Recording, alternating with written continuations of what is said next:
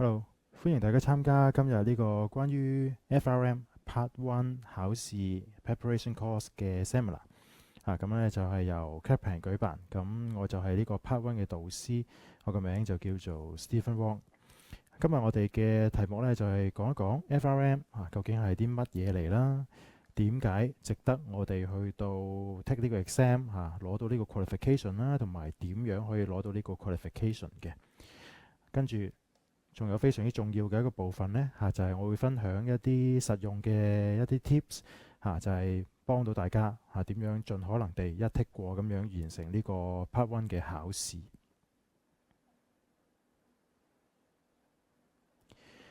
咁入正題之前就簡單介紹下我自己先啦。咁呢度呢，就係列出咗我一啲經驗啦，同埋一啲 qualification。簡單嚟講呢，咁我就喺training 方面呢個 financial industry 嘅 training 方面呢，就相當有經驗㗎啦。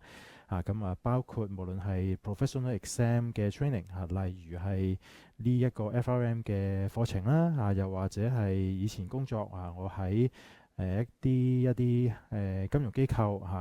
我做一個顧問嘅時候為佢哋提供一啲 training。total 咧就已經係為呢啲考生同埋業內嘅人士咧係超過1000位咧係提供各式各樣嘅 training 㗎啦。而我本身咧亦都係呢個金融業入邊從事咗大約就已經係20年㗎啦。咁我主要嘅 focus 咧就係包括係做呢個機構投資嘅投資管理啦、市場嘅研究啦，特別係喺呢個債券方面啦。另外當然唔少得嘅就係風險管理方面，包括 credit risk 仲有 operational risk 咁樣。至於我覆蓋嘅資產類型呢，就係都好全面嘅，包括一啲傳統嘅資產例如係債券亦都包括一啲係另類嘅資產例如係私募信貸私募股權房地產咁樣。咁喺 training 方面呢，我嘅強項呢就係可以將一啲重要嘅 concept 係 highlight 到俾考生知道啦，減低佢哋即係行冤枉路嘅機會啦，同埋我亦都好善於咧係將一啲比較複雜嘅 idea， 尤其係呢個考試咧，畢竟涉及一啲比較複雜嘅金融投資風險管理等等嘅一啲 concept。點樣用一啲係簡化啲嘅 idea 或者一啲生活化啲嘅例子令到大家去明白咁呢一方面呢都係我教學嘅強項嚟嘅。特別就係因為畢竟最終大家嘅目標都係希望盡可能一剔過完成呢個考試啦。咁所以考試嘅技巧我都會分享到俾大家知道。咁而學歷方面啦，咁我自己就喺 Cambridge 嗰度完成 Master of Finance 啦。咁我亦都係一剔過完成咗 FRM 啦，CAIA 即係 CIA 啦，同埋呢個係 CFA Institute 舉辦嘅一個叫 Sustainable Investing 嘅一個證書嘅。咁下邊咧就列出咗一啲我自己嘅專長嘅方面啦，俾大家參考下。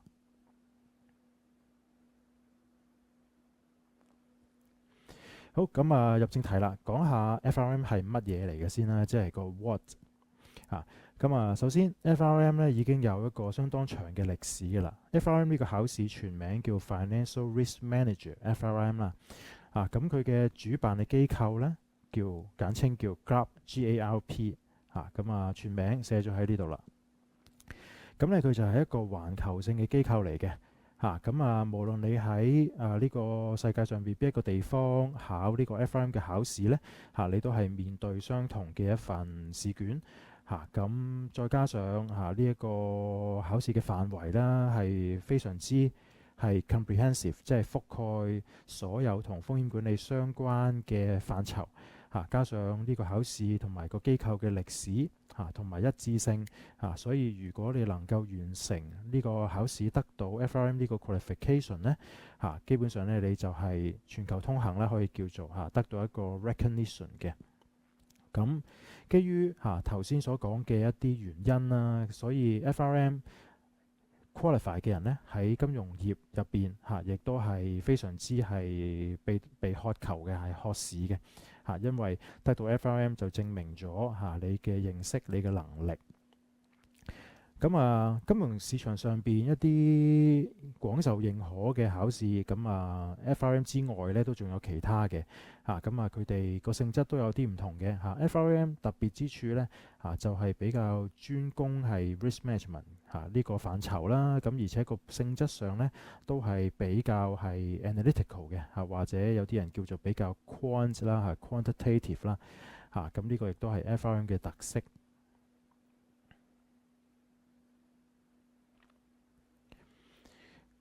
好，我哋就睇下究竟 FRM 如果你想考呢個試嘅話呢，究竟佢成個考試結構同埋覆蓋嘅內容究竟係點樣樣？成個 FRM 嘅考試呢係分開兩份卷我哋 officially 呢叫佢做 Part One 同埋 Part Two 嘅咁我自己嗰個 focus 呢就係教 Part One 嘅咁如果你有興趣完咗 Part One 之後再 take 一個 Part Two 嘅 course 嘅話呢，我哋亦都會有另一位導師呢係教呢個 Part Two。咁嚟緊嘅內容呢，除非我特別指明啦，如果唔係嘅話呢，我就會係即係專講 Part One 嘅內容啦擺翻個 focus 喺呢度。好，Part One、Part Two 基本上咧可以話係一個由淺入深嘅一個過程啦。首先 Part One 就係由基礎講起，介紹風險管理相關嘅各式各樣嘅工具建立好個基礎之後呢，去到 Part Two 呢先至係進一步呢係講點樣去應用 Part One 入邊學咗嘅工具嘅。好，Part One 一共包含4個我哋叫做 topic。將來咧，你可能會聽到 topic 1、topic 2，如此類推，去到 topic 4咁就係講緊呢一個意思。我哋睇一睇呢4個 topic 究竟係咩咯？首先 foundation 即係最基礎嘅包括譬如你本身對風險管理係冇咩認識嘅咁呢度咧就會介紹首先何為風險呢？點樣可以去到管理到風險呢？一啲最宏觀、最入門嘅認識。成為呢個 foundation 一個基礎。Topic 2係一個 quantitative analysis 因為風險管理本身咧亦都係需要呢個專業人士啦對於quantitative analysis 對於一啲 quant 嘅能力咧都係有一定嘅要求咁所以 Topic 2咧就會係介紹一啲 quantitative analysis 嘅技巧。例如係一啲統計學嘅知識等等嘅。Topic 3就係介紹金融市場同埋金融產品因為如果我哋要能夠管理到呢啲市場同埋產品嘅風險，首先我哋都要認識個市場係點運作嘅，不同類型嘅產品究竟係點樣運作，佢哋嘅特色係啲乜咁所以 Topic 3咧就會覆蓋到呢一樣嘢。最後建立咗 topic 1、2、3嘅基礎之後呢 topic 4就可以話係即係更加係實牙實齒啦就係講一啲 model 模型點樣可以幫助到我哋去做一啲定價分析風險嘅高低，分析風險嘅特質嘅呢啲各式各樣嘅模型model 嘅。咁呢個就係 part 1嘅內容。值得留意一陣間咧都會睇到嘅就係4個 topic 咧，佢哋並唔係個重要性一樣嘅佢哋每個 topic 都有自己嘅一個份量，一個 weight 你會見到topic 1、2因為係相對入門一啲啦，咁每一個 topic 就淨係佔考試嘅2成，咁而3、4咧佔比咧係會高啲嘅分別係佔3成，咁加埋就係100%咁之後咧我講一啲 practical tips 嘅時候呢都會翻嚟呢一個特質話俾大家知究竟大家需要留意啲乜嘢。好，跟住我哋簡單睇一睇 part 2啦，因為都唔係今日嘅我呢邊嘅重點啦咁 part 2頭先講過啦，就係去到應用層面啦咁你會見到佢會針對幾大類型嘅風險，包括 market risk、credit risk、operational risk 同埋 liquidity and treasury risk 4大類型嘅風險呢嚟到針對性咁樣深入咁去探討究竟係點樣量度同埋去到管理嘅。另外亦都有一個獨立嘅 topic 就係講risk management 喺投資管理呢個範疇入邊嘅應用啦。到最後就係會講一啲金融市場而家最所謂嘅 hot topic 啦，話 current issues 咁叫得做 current issues 即係一啲最新鮮嘅話題啦。咁所以呢一 part 呢，都比較大機會呢，係喺每年嗰個考試個內容去到 review 嘅時候呢，會有一啲更新但係如果相比起 Part Two 嚟到講呢Part One 嗰個內容每年嘅變更呢，相對都係比較細一啲嘅。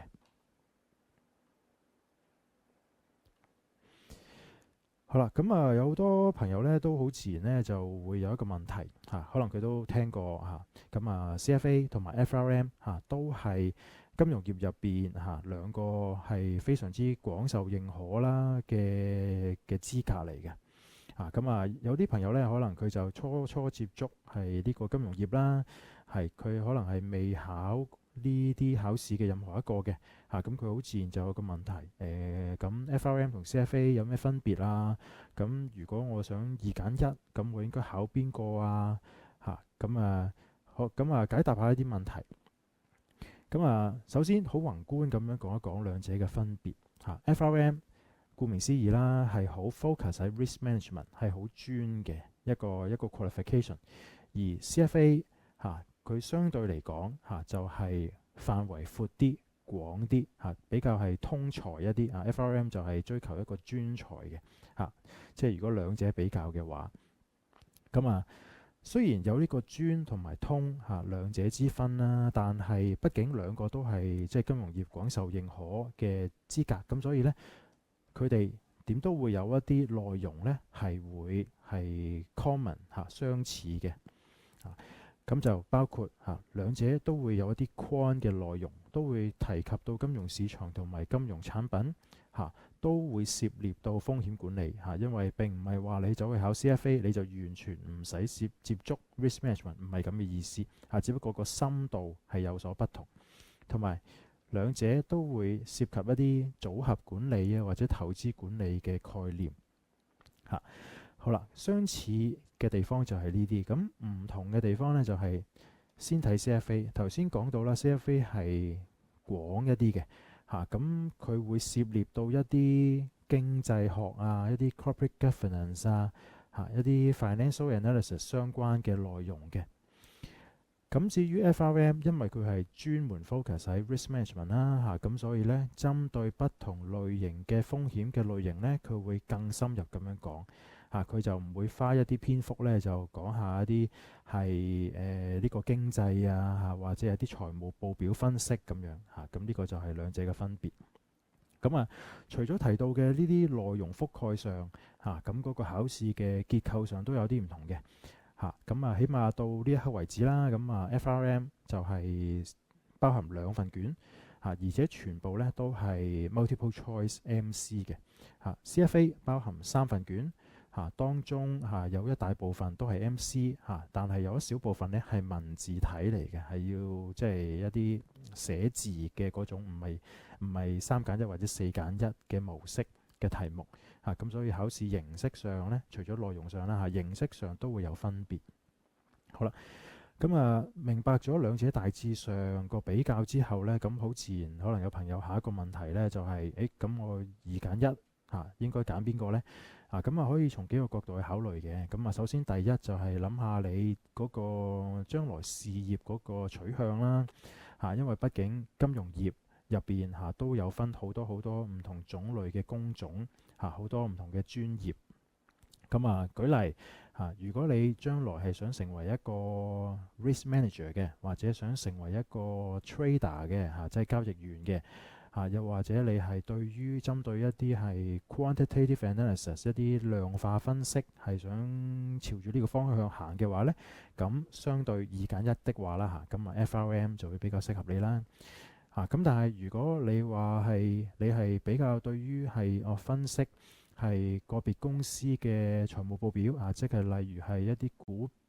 股票嘅研究，或者債券嘅研究或者喺銀行入邊做一啲貸款信用嘅研究或者審批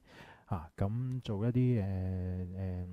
投資管理或者組合管理嘅話呢，咁呢啲類型呢，相對嚟講呢 CFA 呢就會比較貼近一啲。嚇。咁呢個就係第一個角度啦，就係從你將來事業嘅角度出發啦。咁當然會有朋友就話但係我呢一刻都未係對於呢個行業太有認識，對於將來個事業都未有一個好明確嘅方向啊。咁不如呢，就可以考慮從第二個角度去到諗啦，就係你本身個背景或者你個強項由呢個出發咁寫易就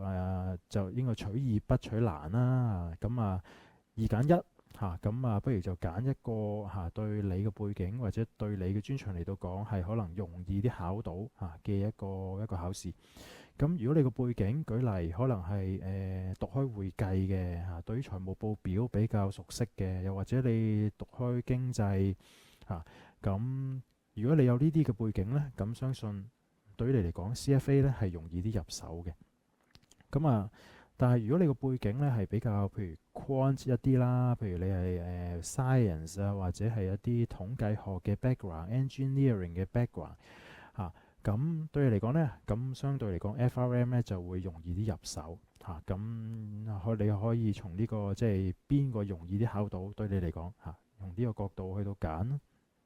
咁當然即係仲有一個可能性嘅，就係如果你唔急住要考到其中一個資格，又或者你諗住睇長線考咗一個之後，你都諗住考埋另外一個嘅咁相對嚟到講咁你呢個即係二揀一嘅選擇對你嚟講就冇咁迫切啦好啦，咁睇完究竟 FRM 係啲咩呢？咁我哋就轉一轉話題，我哋諗諗咁點解我哋想攞到 FRM 呢個資格呢？咁呢度你會見到呢一版呢列出咗好多公司名啦咁呢其實呢都係嚟自官網，即係呢個 Grab 個網頁就係話呢一堆機構呢就係聘用咗好多係 FRM 即係 qualify 咗 FRM 嘅人嘅。咁你會見到入邊當中有好多呢都係不同地方嘅銀行，譬如中資銀行一啲歐資嘅銀行、美資銀行等等其實亦都唔難理解嘅，因為你見到呢啲銀行呢都係一啲好大規模嘅銀行佢哋本身都係聘用緊好多嘅人嘅。咁而且銀行業本身就係一個受到高度監管嘅一個行業風險管理係一個必須要做到嘅一個職能咁所以佢哋請咗好多嘅 FRM 嘅人呢亦都係好正常嘅。咁但係除咗銀行之外呢，你都會見到呢度列出有一啲俗稱叫即係 Big Four 嘅機構啦一啲 consulting firm 啦咁點解嘅呢？就係因為其實呢啲 Big Four 呢啲咁嘅機構，又或者就算唔係 Big Four 咧，又可能係一啲second tier、third tier 嘅一啲係consulting firm 都好啦咁好多時佢哋都有一個業務，就係除咗人人都知道佢哋會做一啲 audit 之外呢，其實佢哋都有啲部門呢係做一啲顧問嘅服務嘅咁當中可能佢哋會提供一啲風險管理嘅顧問服務即係話譬如你係受聘於 PwC但係你係經常以一個 project base 嘅形式可能呢幾個月呢，你就走去中銀香港嗰度幫佢做一個風險管理嘅 project， 完咗之後呢，可能你就被調到去譬如係一個係Morgan Stanley 咁樣幫佢做另外一個針對 Morgan Stanley 本身嘅 project 咁呢個時候咁其實你因為都係做緊一啲風險管理嘅顧問服務啊嘛，咁所以呢啲公司請好多嘅 FRM 當然亦都好正常除咗呢度列出嚟嘅一啲名稱之外啦咁當然有一啲佢冇列出嚟但係可能純粹係因為嗰啲機構嗰個人數就唔係好多，但係佢哋都一樣會聘請FRM 資格嘅人嘅。咁仲有一啲例子啦，就係唔一定限於金融機構。雖然呢一版入邊我哋見到好多都係金融業但係有一啲非金融嘅機構，例如舉個例，可能係一間能源公司咁樣佢係生產能源嘅佢係一個偏向係實業嘅公司，就非金融。咁但係因為能源價格每日每分每秒都喺度變緊，咁佢哋可能咧都需要用一啲風險管理嘅方法嚟到去管理呢啲價格嘅波動。咁所以佢哋都可能需要聘請一啲專業嘅FRM 嘅人咧，幫佢哋做呢啲風險管理嘅工作嘅。咁所以如果你成功獲取到 FRM 呢個資格嘅話咧，你將來嘅出路咧係可以係好闊嘅，亦都唔限於係銀行亦都唔限於係金融行業嘅。跟住呢度就抽出咗兩個之前見過嘅一啲 job openings 出嚟啦。咁可以作為一個參考下。譬如右手邊我哋見到一間證券嘅公司，佢就想請一個 risk manager。咁入邊呢就提到就話咁最理想就當然係你有 FRM 或者 CFA 嘅資格啦。但係就算你 interview 嘅時候你未考到但係佢請咗你之後呢，佢都預期或者期望呢你會喺一段時間之內呢就會攞翻呢啲 qualification。咁即係側面反映到呢間公司佢係有幾重視FRM同埋 CFA 呢個資格啦。另外一份工呢就係一間即係 Citi 係一間美資銀行啦。咁點解我又揀呢個 JD job description 出嚟俾大家參考呢？就因為其實佢想嗰個 candidate 有 FRM， 其實唔限於係一啲 exactly 做緊 risk management 嘅工作嘅。例如係 Citi 嘅呢一份工咁樣，呢一份工唔係完全或者唔係大部分係一個 risk management 嘅工作。佢係一個負責產品嘅工作 ，fixed income product 債一個固定收益產品嘅工作。咁即使唔係完全做 risk management 都好啦。其實 Citi 亦都希望呢個 candidate 係有 CFA 或者 FRM。咁所以亦都係側面反映出你嘅出路其實絕對唔限於係做一啲係單純係風險管理嘅工作嘅。有一啲風險管理以外嘅工作都係希望你有 FRM 相關嘅呢啲知識同埋呢個能力嘅。好啦，跟住我哋睇第三個部分啦，就係 how 啦。即係頭先我哋睇咗 FRM 係乜嘢，亦都睇咗點解 FRM 咁吸引。咁而家我哋睇下點樣可以攞到 FRM 呢一個資格。咁需要完成3大個步驟啦。第一步當然就係要完成2份卷嘅考試啦。Part 1、Part 2都要完成嘅。咁呢就係咁。如果同學係想探慢版嘅咁其實亦都有一啲 flexibility 係俾到你嘅。就係完咗 Part 1之後如果你唔想太辛苦太快咁樣就走去考 Part 2嘅話呢，咁你可以喺4年內完成埋 Part 2。當然如果隔得太耐，譬如10年咁樣，咁就唔得啦。你就要重新考個 Part 1。但係我相信呢個4年嘅一個限制都係一個好 reasonable 嘅時限啦。好，跟住第二個 step 就係一個 relevant experience 相關嘅工作經驗。換句話說即係你如果你要成為一個 FRM 或者你係已經 qualify 咗 FRM 咧，就反映出你唔係淨係考試係叻嘅唔係淨係讀書叻嘅你亦都有相關嘅工作經驗。所以點解 qualify 咗嘅 FRM 呢係一個好好嘅證明就係你喺知識方面咧同埋相關經驗方面咧都係去到一定嘅水平。咁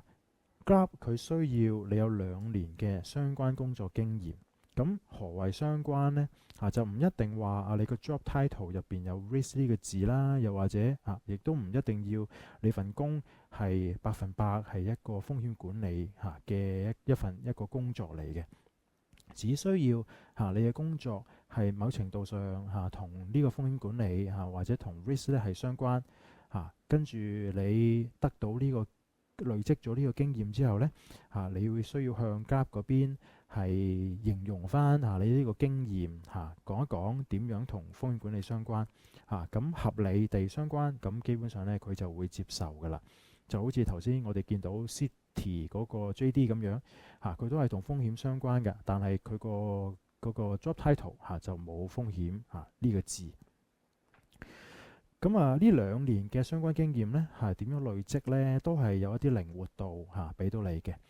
因為有啲同學可能佢考呢個 FRM 嘅時候呢，佢都未入行未從事金融業又或者佢可能已經係金融業做緊一啲同 risk 完全冇關嘅嘢，但係佢想轉型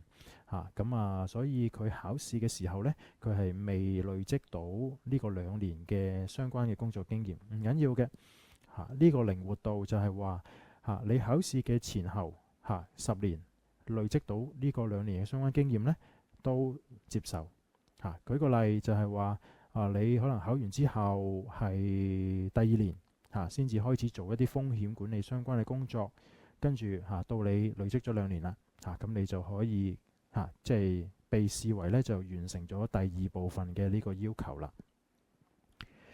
好咁當然第1、第2步就相對嚟講係比較難啲啦。第3步呢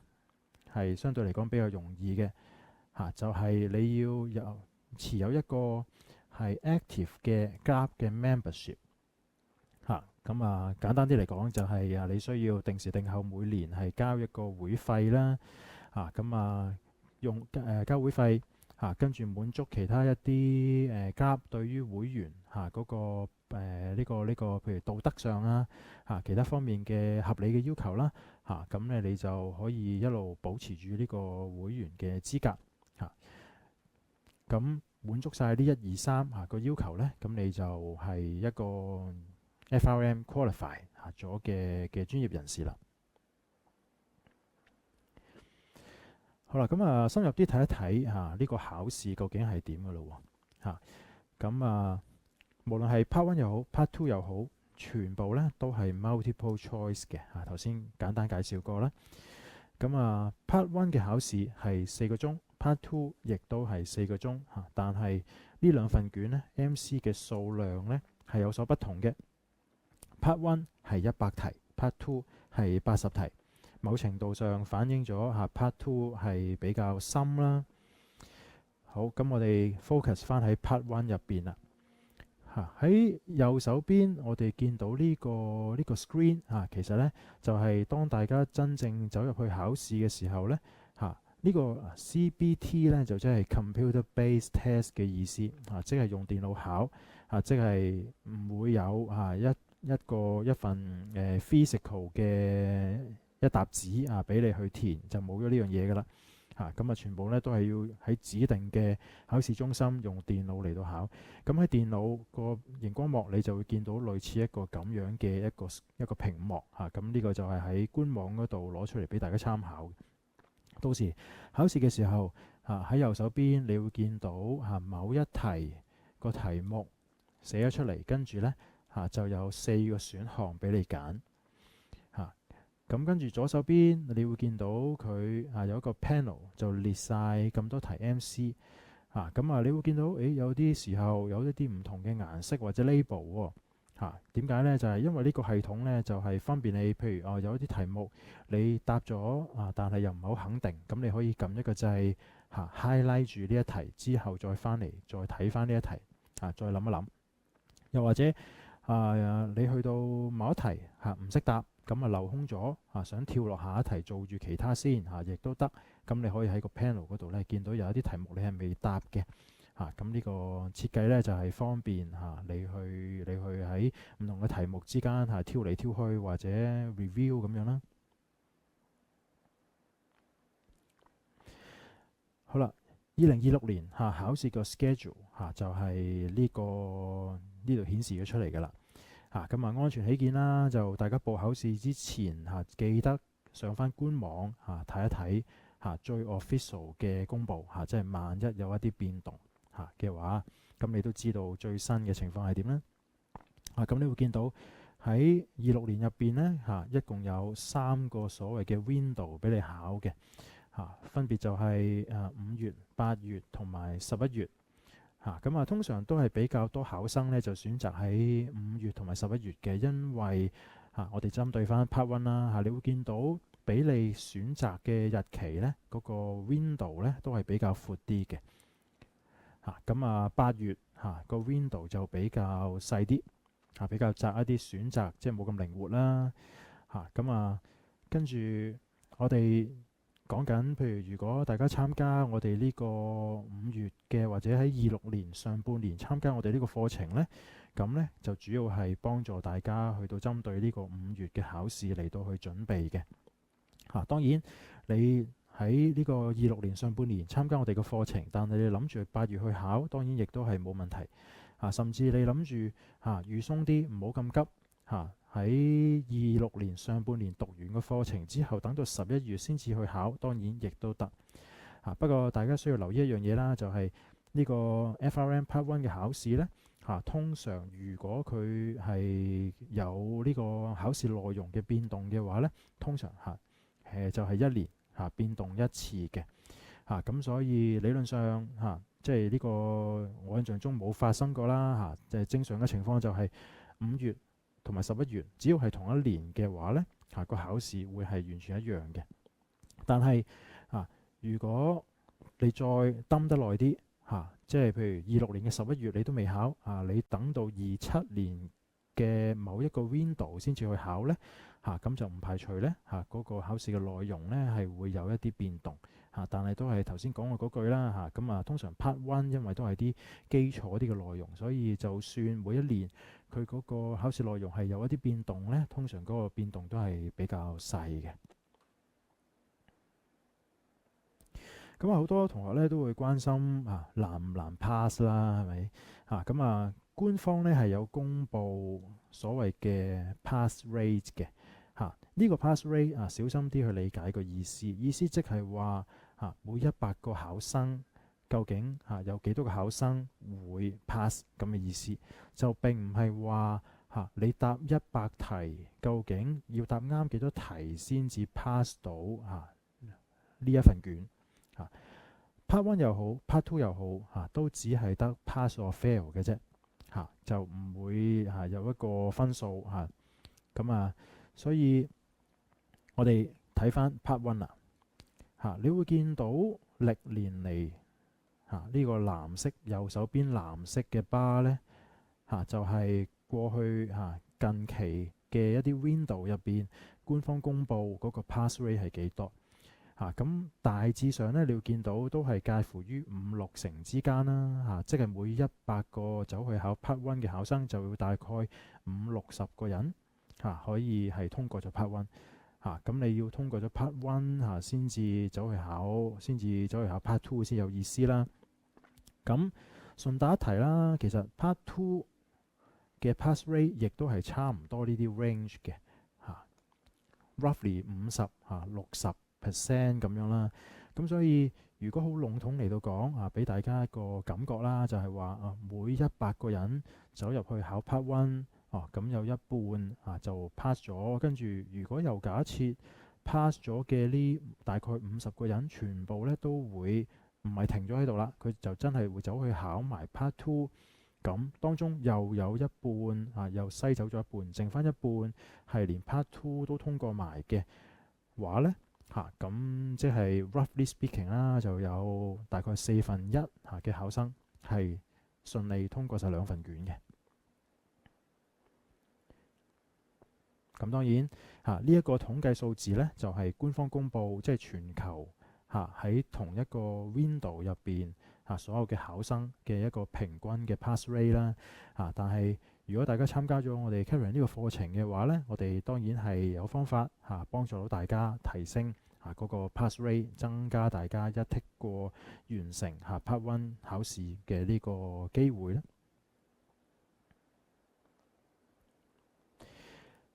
好啦，咁講多啲我哋呢個 Kaplan 嘅課程點樣幫助大家啦。都係 focus 喺呢個 Part One 啦。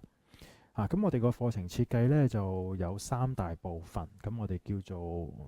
Phase 1、2、3啦。Phase 1我哋叫做education 嘅部分。所謂嘅 education 呢，就即係由淺入深將所有重要嘅 concept 拆解去講解俾大家知道，覆蓋晒所有 Part 1考試嘅重要嘅內容。咁呢個 education 嘅部分呢，入邊呢，絕大部分嘅內容都係講解一啲 concept， 講解一啲概念。入邊都有少少嘅練習題但係呢啲練習題呢，主要呢都係一個輔助嘅形式，係嚟到係 check 一 check 大家係咪明白啱啱講完嘅內容咁樣嘅意思嘅。咁呢個 education 嘅部分完咗之後呢，因為我哋明白到可能畢竟咧有好多同學呢喺聽個 concept 嘅時候都會聽得明白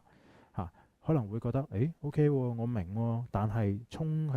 真正衝入去考試嘅時候呢，就會坐咗喺度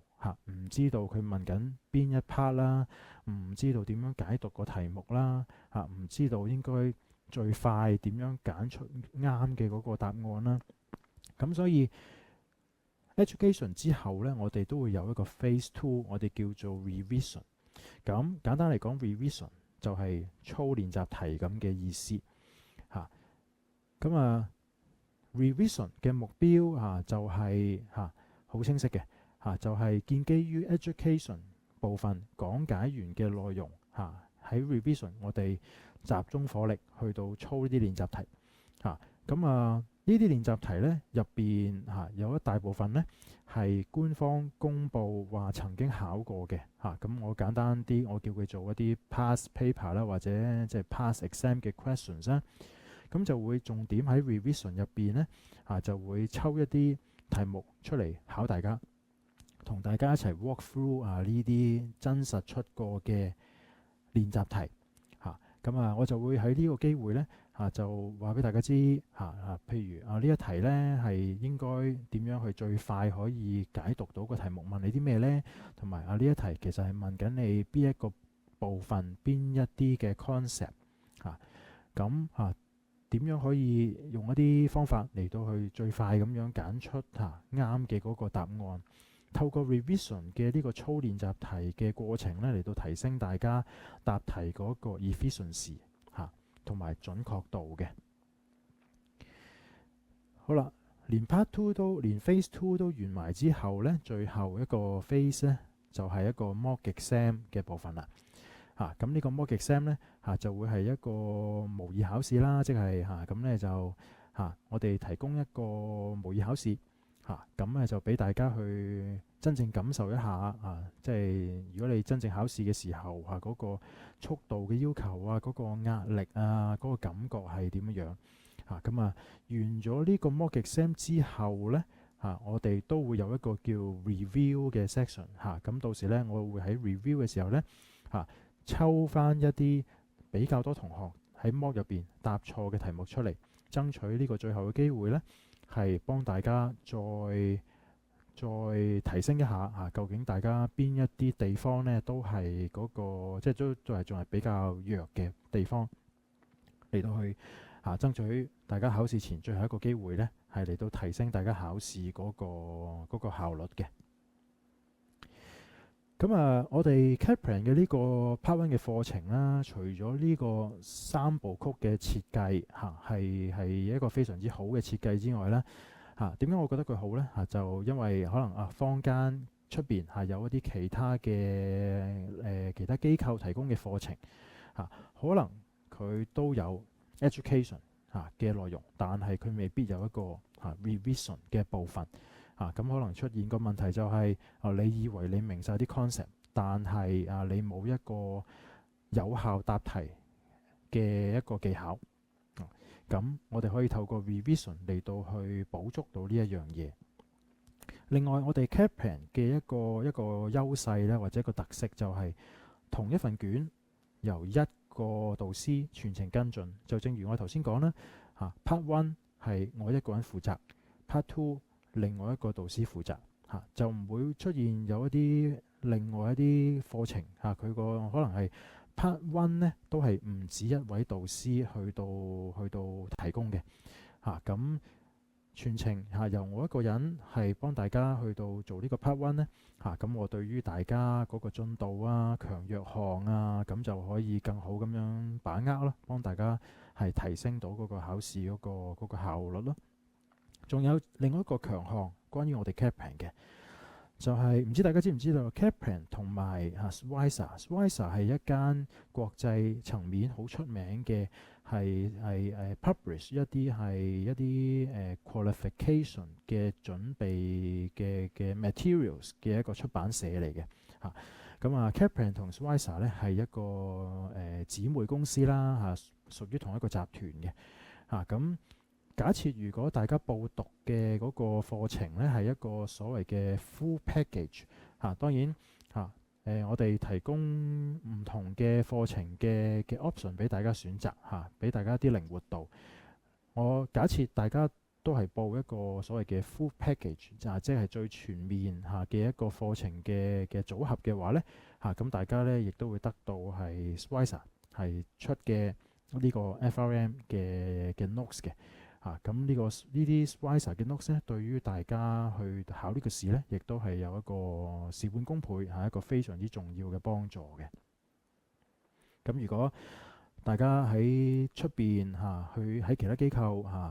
報考呢啲 FRM 嘅準備課程咧咁我相信佢哋就冇辦法會提供到 Schweitzer 嘅 notes 俾你哋啦。咁可能大家就要自費另外俾錢去到買啦。好啦，咁我哋連why 都講完啦咁我哋就入嚟最後一個部分啦咁我就藉住呢個機會啦，就分享下一啲 practical 嘅 tips 咁當然正式上堂嘅時候呢我都會係將我呢啲嘅 tips 呢係滲入晒喺成個課程入邊不斷咁樣去到係提醒大家啦令到大家對於呢啲practical 嘅 tips 咧已經變得係非常之熟悉咁但係藉住呢個即係 seminar 嘅機會咧咁我就即係一個俾大家初步一個感受啦究竟係我有啲乜嘢即係 tips 可以幫助到大家，同埋真正上堂嘅時候我會點樣幫到大家嘅。首先第一類嘅 tips 就係好啦，而家假設大家報咗或者諗住報考試啦今日唔係考試嘅日子未考試咁要準備啦。點樣準備先至係最有效呢？好啦，我哋逐個睇咯。首先小心選擇你嘅 materials， 即係你溫習嘅材料啦同埋如果你想報 course 嘅小心選擇個課程啦，同埋當然亦都要小心選擇導師。我作為 Part One 喺 Kaplan Part One 嘅呢個導師我自己強項頭先一開頭都已經介紹過啦，咁我就唔再重複啦。咁而我哋呢個課程嘅強項啱啱亦都講咗啦都係唔重複啦。咁至於材料其實頭先我咪提到嘅如果大家報我哋呢個即係 full package 嚟緊，為咗方便解釋啦咁我就 assume 大家都係選擇 full package 呢個 option 啦大家嚟 Kaplan 報我哋呢個課程呢，咁會得到我哋除咗呢個 Schweitzer 嘅 notes 之外呢我哋呢個課程本身亦都會提供一 pack 啦，係更加係 condense 更加精讀嘅一啲 materials 嘅咁呢就對於大家準備呢個考試呢，絕對係事半功倍嘅有啲同學可能會諗可能佢想報呢個 FRM 考試但係可能呢就喺度即係猶豫緊究竟我應該自修定係嚟 Kaplan 報讀一個課程咁當然自修我都明白嘅自修可能嗰個即係就唔需要俾一個課程嘅費用啦但係自修嘅難度相信大家都好明白就大家自修嘅時候，就算我俾你攞到買或者你買咗官方嘅全套嘅呢個 curriculum， 即係嗰個全套嘅一個考試嘅內容又或者你另外俾錢買咗 Schweitzer 嘅 notes 都好啦其實你透過自修呢，你係好難呢係知道究竟咁多嘅內容嚇，邊一啲相對嚟講係更重要，考得比較頻密，邊一啲內容呢相對嚟講係冇咁重要嘅嚇。如果大家讀我呢個 course 呢嚇，呢啲經驗呢我係可以分享到俾你嚇，對於大家準備係絕對係事半功倍嘅嚇。同埋我亦都可以透過我嘅經驗話俾大家知嚇，通常我見到嘅考生或者同學嚇，佢一啲唔小心嘅錯誤，通常喺邊度發生嚇，可以幫助大家係避免到呢啲錯誤嘅地方嚇。咁呢一啲咁樣嘅咁實際嘅即係 tips 啦，或者幫助啦嚇，大家透過自修呢，基本上呢就好難會得到噶啦啊。咁所以點解我當然係建議大家嚇嚟參加我哋 CAPPAN 嘅呢個課程啦。另外一個 tips 就係注意大家嗰個溫習嘅 schedule 啦咁如果你自修嘅話呢，咁就可能會即係缺乏一啲推動力啦參加我哋呢個 course 呢因為我哋個 course 呢係針對呢個5月考試嚟到去準備嘅咁所以喺5月前呢我哋呢個上半年嘅課程呢就會循序漸進咁樣完成晒3個 phase， 即係頭先提過嘅 education、revision 同埋呢個 mock exam咁對於大家 keep 住一個即係 keep track 去到準備呢個考試呢係非常之有幫助嘅因為喺個課程嘅期間呢，我亦都會俾到一啲推動力俾大家，俾到一啲壓力大家等大家唔會中途放棄同埋唔會即係甩咗嗰個進度咁樣啦咁所以呢個大家都需要注意啦。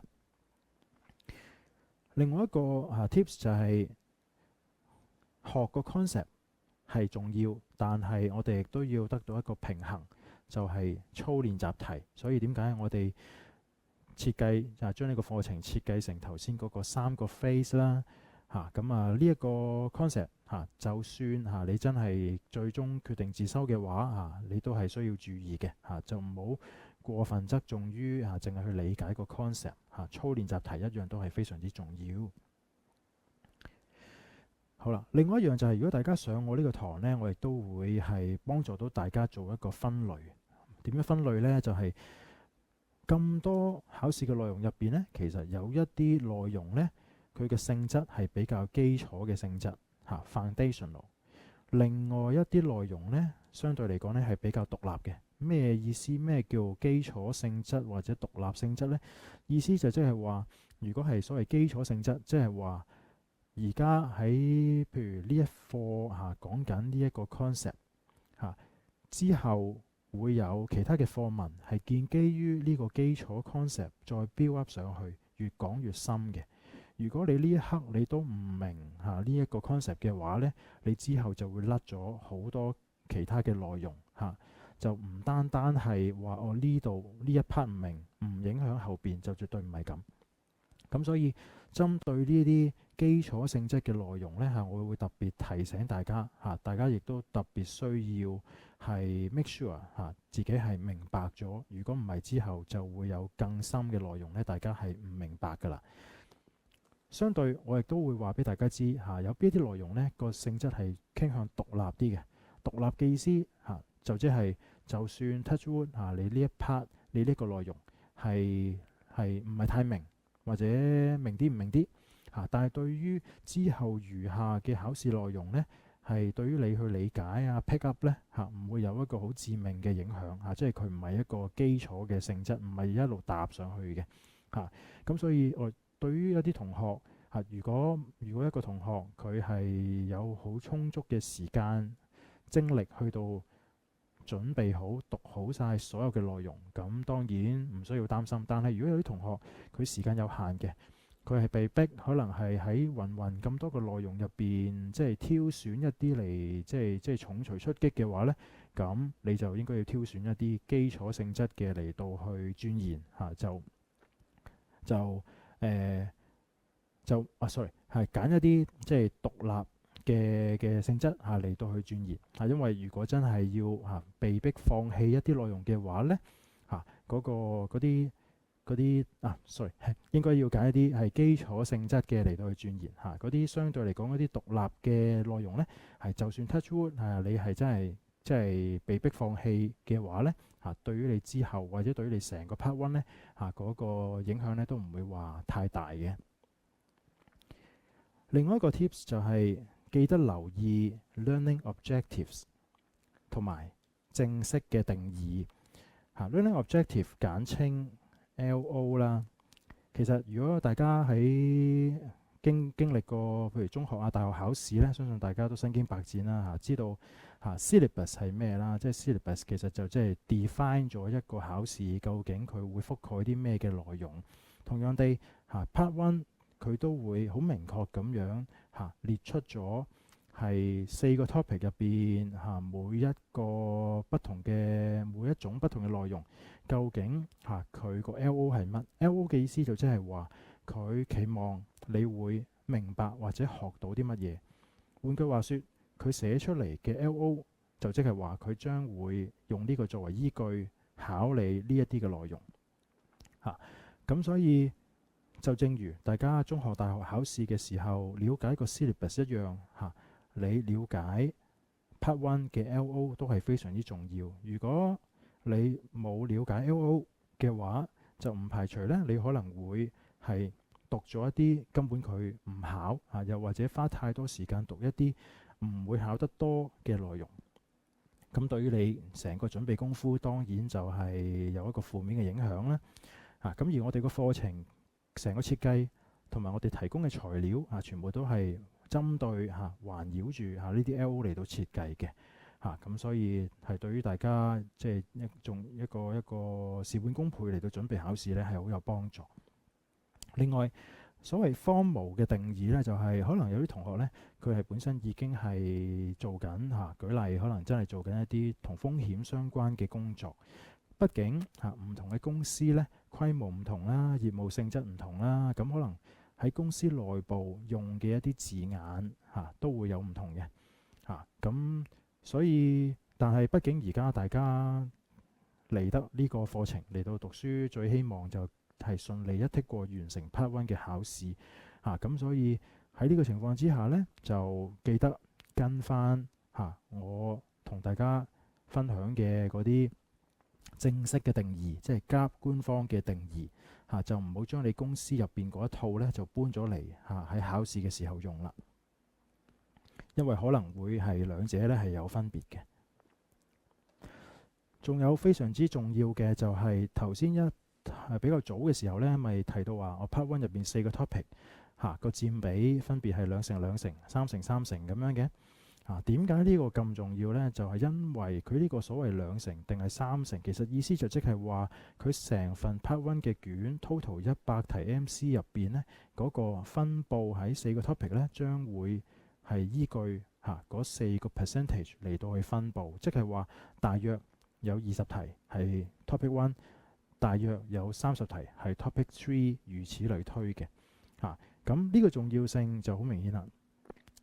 如果你花得太多時間，或者你淨係熟悉topic 1、topic 2但係你對於 topic 3、topic 4係唔係好熟悉嘅或者相對好弱嘅咁對於你成份 Part One 要通過呢，係會好難嘅。千祈唔好側重於個別2個或者3個 topic。呢個官方即係呢個機構呢，佢係期望大家4個 topic 都係有一個相對比較即係平均嘅認識。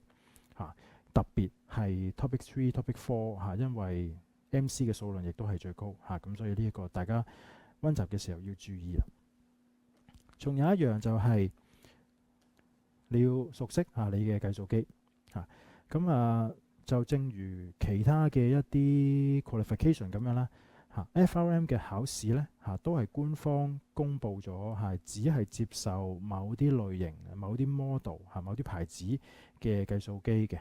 咁大家記得上翻官網係 make sure 自己嗰部計數機係符合官方嘅要求啦咁樣先至可以俾你，佢先至會俾你帶入去考試嘅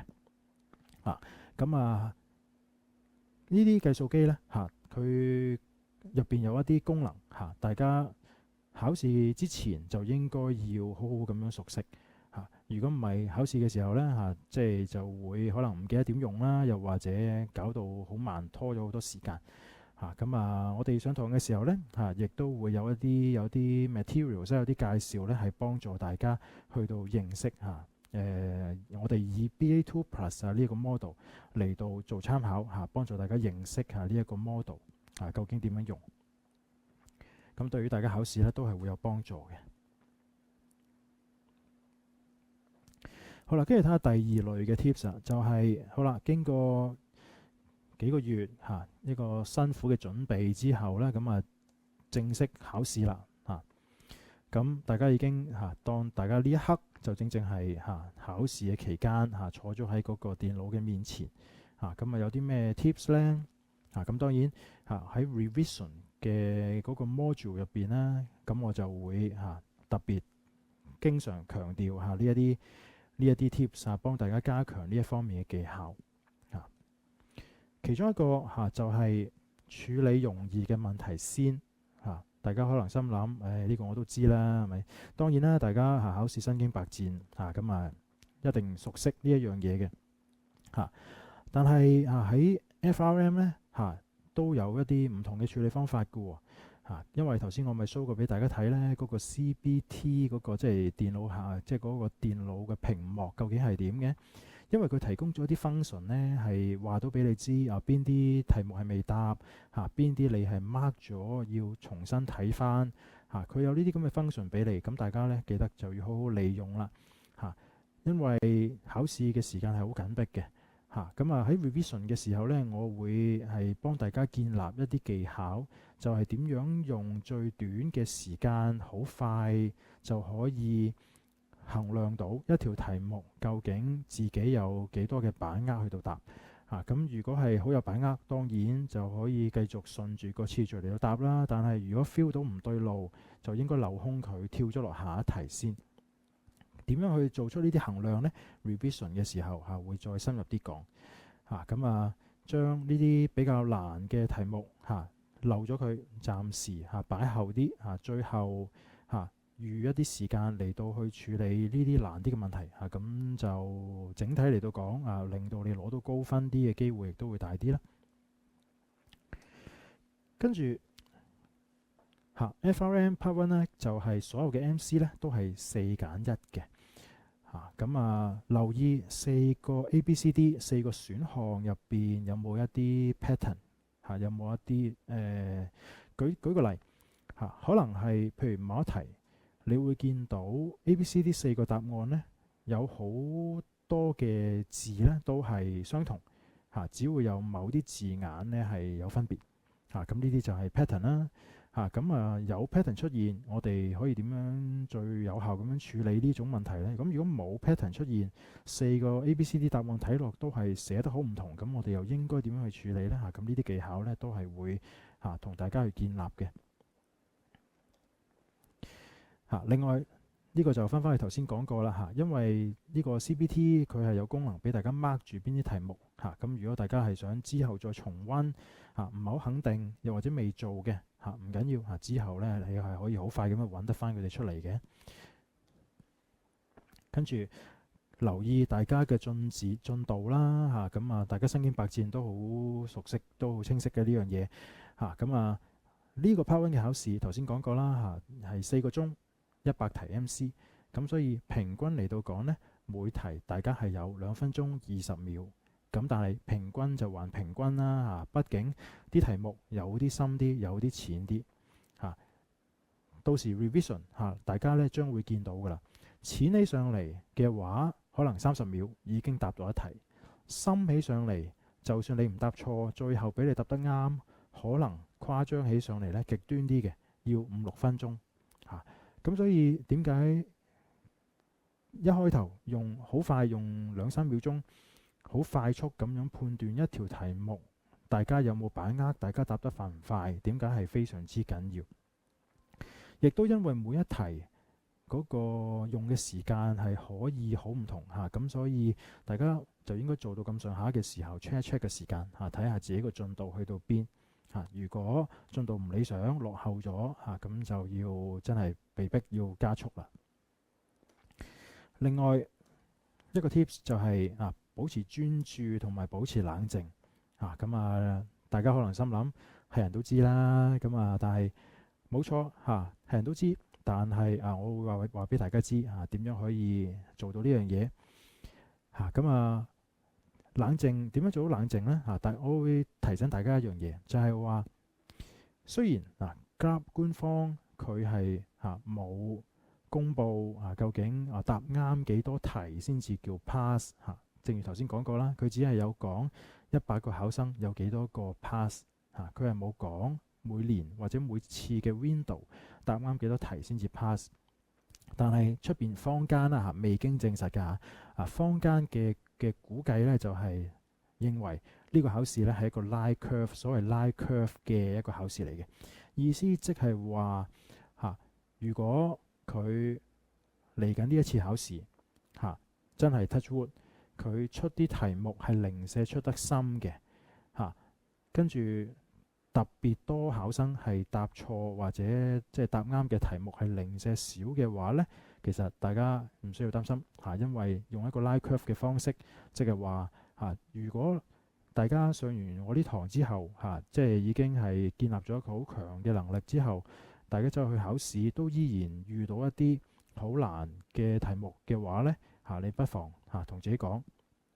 如果我都覺得呢個題目係咁難咁毫無頭緒嘅話呢，話唔定有好多其他考生呢都係坐咗喺度唔知發生咩事嘅。咁如果咁多人一齊唔識答或者一齊答錯嘅話，對於我 pass 定 fail 嘅機會其實都冇乜大影響，因為係一個 line curve 噶嘛咁希望呢個心態會幫助到大家啦。另外一樣就係預留喺呢4個鐘最後預留一段時間 make sure 大家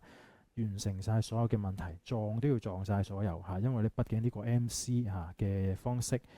唔係文字睇啊嘛，文字睇你要寫得要用好耐嘅時間，但係 MC 你唔撞就只係自己蝕底嘅啫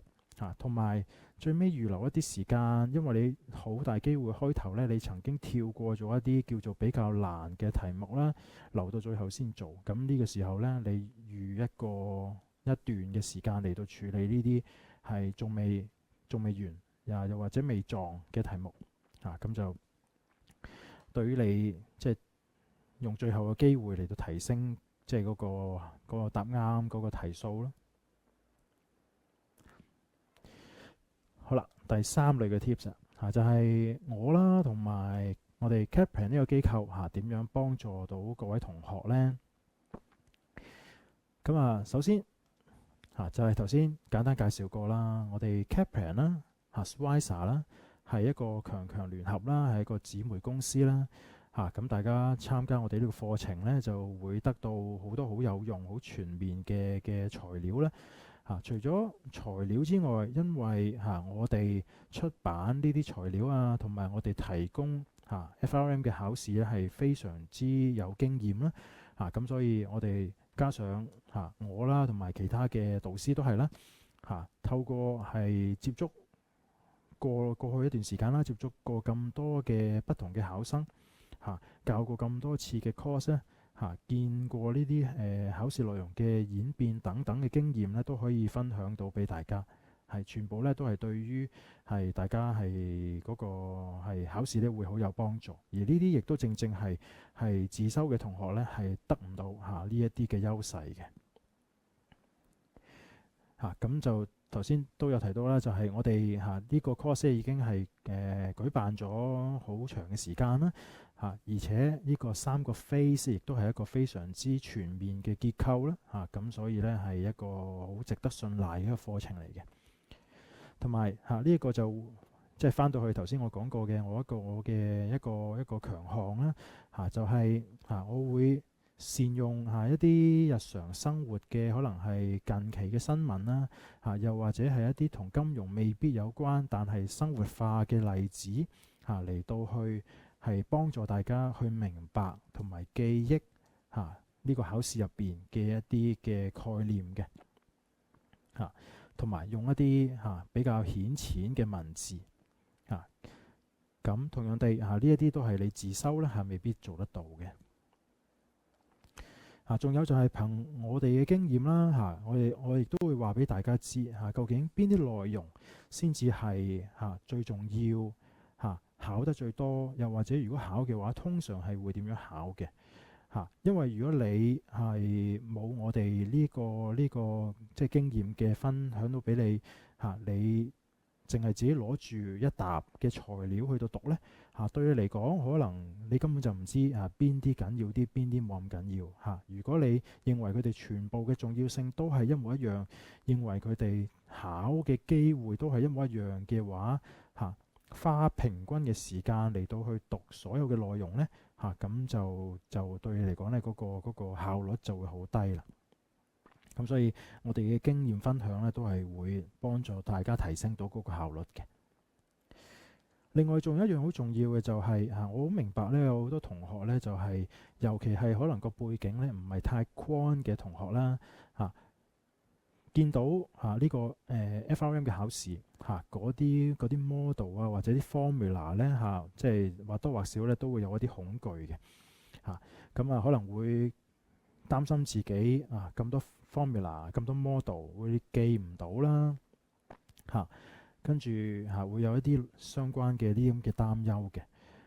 咁憑住我呢個教學嘅經驗同埋即係接觸咁多嘅考生呢我亦都會可以有一啲技巧呢係幫助大家。我會話都俾大家知咁多嘅 formula 其實有邊一啲呢？其實係可能對你嚟講，你會見到有10條睇落差唔多，但係唔同嘅 formula 喺同一課嘅內容入邊。咁你可能會心諗：哎呀，慘啦！10條都要死記10條都有啲唔同，都唔知佢會考邊條。咁唯有死記晒10條 formula 啦。但係我會話到俾大家知，其實呢10條 formula 呢2至到第10呢9條 formula 其實都係衍生自第一條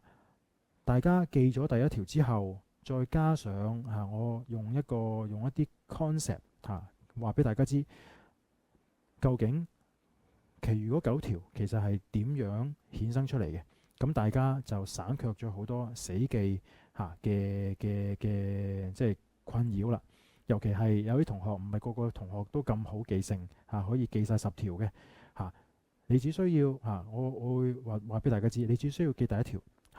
如果真係考試嘅時候，佢考你第6條，譬如舉個例，因為基本上佢唔會考晒你10條噶嘛佢可能你見到份卷，你先知道佢考緊你第6條咁唔緊要我會已經教咗你個方法，就係點樣即場呢，好快咁樣由你死記咗嘅第一條 derive 翻第6條出嚟咁你就可以即係騰空你個腦啦，就留翻啲記憶力去到記其他更需要記嘅嘢。所以總括嚟到講呢，喺成個課程嘅期間呢，我會不停咁樣話俾大家知邊一啲 formula 係死記更有效邊一啲 formula 係唔需要死記咁嚟到去提升大家嗰個即係嗰個記憶力嗰個利用嘅效率啦令到降低大家對於呢啲 quant 或者 formula 內容嘅一啲擔憂嘅。咁最終對於大家考試呢都係會事半功倍嘅。好啦，咁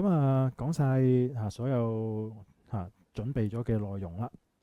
咁呢度有一個 QR code 啦咁呢我建議大家就花少時間scan 下呢個 code，跟住呢就會 direct 咗大家呢去一條 YouTube 片嗰度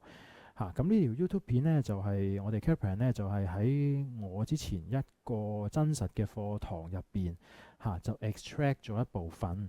嗰部分呢，就係一個衍生工具嘅介紹 Introduction to Derivatives 咁呢就作為一個俾大家即係感受一下真實上堂會係點樣啦大家睇段片就可以當係即係參加咗一個好似 demo lecture 咁樣不過都要即係提醒翻大家因為我哋攞嚟做 demo 嘅呢一段嘅真實教學內容呢，呢一課呢其實佢係一個 topic 3入邊嘅一部分嚟嘅即係話係如果大家記得咪有4個 topic 嘅 Topic 3、Topic 4都係相對 advanced，即係深啲嘅內容嚟嘅。而且我哋今次 extract 出嚟嘅 demo 咧，就唔係將即係因為成 part 咧嗰個成個部分咧嗰個歷史都比較耐，我哋只係 extract 當中最開頭嘅一小段出嚟。咁所以唔排除如果同學大家睇呢段 YouTube 片嘅時候會覺得有少少一頭霧水嘅係正常嘅，因為畢竟佢係一個 Topic 3嘅內容，而且唔係一個完整嘅一段嘅內容咁但係唔需要擔心呢個目的主要就係俾大家係感受一下，即係我嗰個教學嗰個模式啦睇下係咪適合大家大家唔需要過分擔憂嗰個內容係唔係完全明白嘅。好，咁最後啦我嘅責任啦，主要咧就係幫助大家去理解嗰啲內容啦咁咧我哋 Kaplan 咧我哋有一啲係其他嘅同事係可以提供到